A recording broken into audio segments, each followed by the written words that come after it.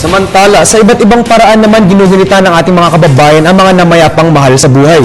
Ito'y upang balikan ng mga alaala ng mga mahalagang taong namayapa. Narito ang report ni Bernard Tan. Sama-samang nagdasal ang pamilya Abalos sa puntod ng kanilang namayapang kamag-anak. Taon-taon ganito ang kanilang nakagisnang tradisyon tuwing araw ng mga patay para sariwain ng alaala ng kanilang yumaong mahal sa buhay. Maliban sa nakakapag-alay na sila ng dasal sa Panginoon, nagiging daan pa ito para pagtibayin ang kanilang relasyon bilang isang pamilya. Siyempre po once lang to para makasama din po namin yung kapatid namin tsaka yung tito po namin. Si Luis naman madaling araw pa lang ng Nobyembre 1, nagtirik na ng kandila sa libi ng kanyang mga pumanaw na kamag-anak at taimtim na nag-alay ng panalangin. Naniniwala si Luis na kung ano ang tinanim mo sa mundong ito ay siya mo ring aanihin pag ikaw ay namatay. Kaya sana raw, pag siya ay sumakabilang buhay, ay ganito rin ang gawin ng kanyang mga kamag-anak.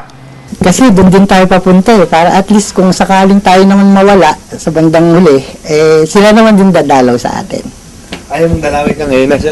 Okay lang yun, no problem.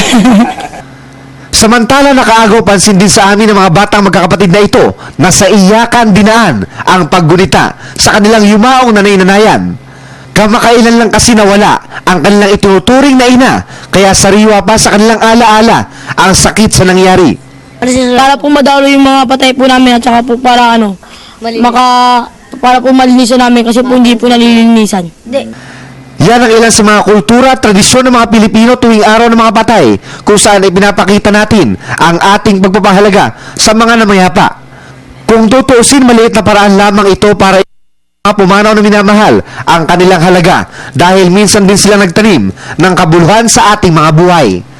Para sa Telebisyon ng Bayan, Bernard Tan.